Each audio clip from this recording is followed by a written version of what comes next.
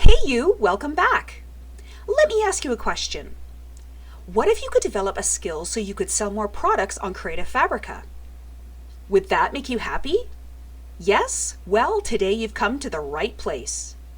Let's get started so we can make you a digital creator rock star. Today we're going to make planner sticker sheets, and these are really super fun to make. The first thing that I do is I go to my Pinterest, and I have a board there called Creative Fabrica Ideas. In the board, I have a section called Color Palettes, and I go to this to choose colors that are working together, and I love this section. So the link to this board is in the description below if you want to go and check that out. When choosing a color palette, I try to choose colors that will emulate this certain kind of theme that I want to create. This could be winter, autumn, spring, summer, maybe a certain holiday. So those are the kind of themes that I think about when I'm choosing a color palette. For today's example, we're going to do an autumn planner sticker sheet. So once I choose my color palette, I go to my eyedropper extension, and this is a Chrome extension that you can put on. It's free. So the eyedropper tool helps me to transfer the colors in my color palette that I choose and to put it as a palette in Canva so that I can work with it as I'm doing my sticker sheet. Before I create my palette in Canva, I name it the same title that I'm going to create for my product.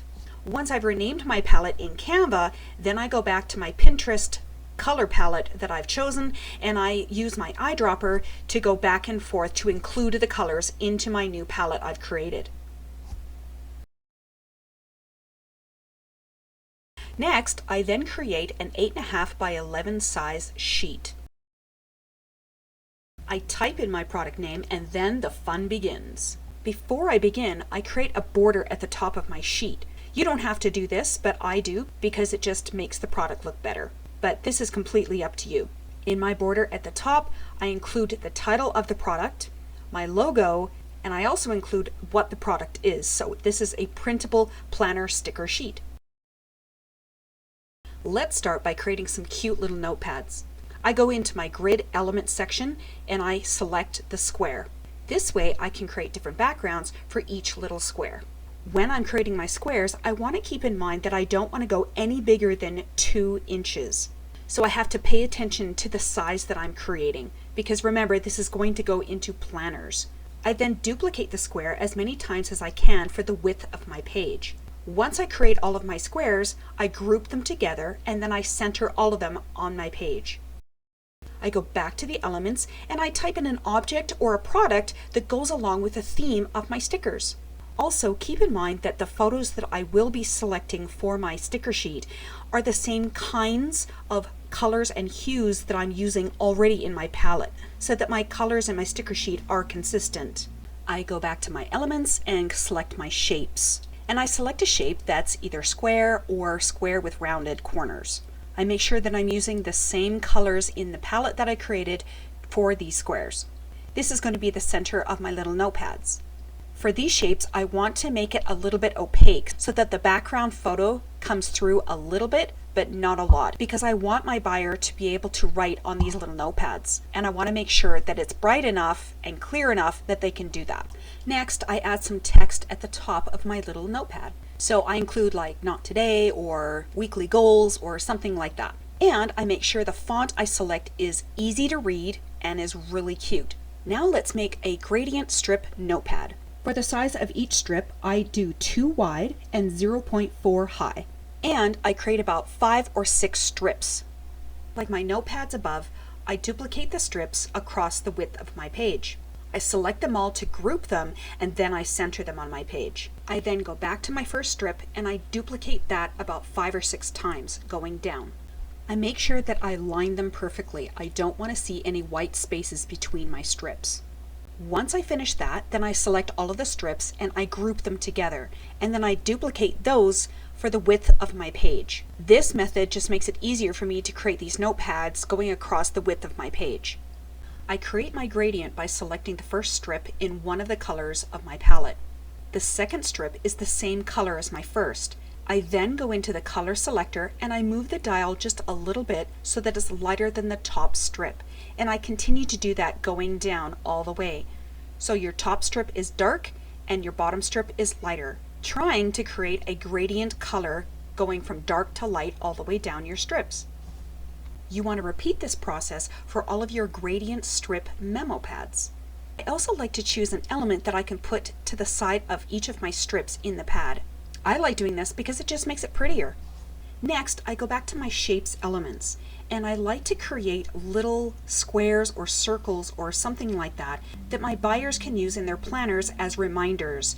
So to work out or drink more water or maybe their menstruational cycle, something like that. Choose any shape that you enjoy. For this example, I'm just choosing a speech bubble. For these little shapes, you can really use your imagination. Just make sure that you stay consistent with your color palette that is specific for this planner sheet. I also enjoy making numbers. I like to create the numbers from 1 to 10. You can really use your imagination with this. You can do it as a double-sided tab that if they fold it over, they can have it on both sides of the page. Or it can be a single number sticker that they can put at the top of each of their pages. For this example, we're doing a double-sided tab. So when they fold the sticker in the middle, the number will be on each side of the page. For my sticker sheets, I also like to include small little images that they can cut out and put in their planners as well. To create these images, I use a combination of Canva's graphics as well as my own, if it goes along with my sticker sheet. When I use Canva graphics, I just make sure that I include multiple other graphics into one. That way I'm not breaking Canva's licensing agreement to sell these commercially. And you also need to remember that when you're making your images, not to make them too large or too small. You're creating these stickers to go inside a planner. For this sticker sheet, I also wanted to include some elements that they could use for tabs for the edge of their pages. You can find these specific shapes by going into the Frames element and then typing in shapes. And I really enjoy making these because I can use photos as my backgrounds on these tabs. And just remember, you want to select photos and pattern colors that are consistent with the rest of your color palette of this sheet. The great thing about Canva is that you have multiple shapes to create any tabs or labels that you want for your sticker sheets. The best advice that I can give you if you get stuck on what kind of stickers to create for your sheets is just go to Pinterest. Type in planner sticker sheets, and there are a myriad of different images and sticker ideas that you can get for your sticker sheets. The main thing to remember though is to keep your color palette consistent. It's okay if you go outside of the color palette for 1 or 2 images or elements, but the main thing to remember is that the whole sheet needs to be color consistent. This is what will help your sticker sheet be consistent with the theme that you have chosen. Once you finish your first page, then duplicate it so that you don't have to do the bar at the top again. Then for the second page, delete all of the elements and start afresh, creating new wonderful labels and elements for your sticker sheet. Sometimes it's a really great idea to use the elements that you've already created and use them for a different purpose. For this example, I'm adding another strip to my gradient strip, and I'm just adding the days of the week to each strip. I'm going to make each strip a different color within my palette. The main thing here that you want to remember when you're creating page 2 or 3 or how many other pages you want to create for this product, to make sure that they're unique from each other. You don't want to have the same kind of stickers on each page. You're trying to give your buyer a variety of different labels and elements that they can use in their planners.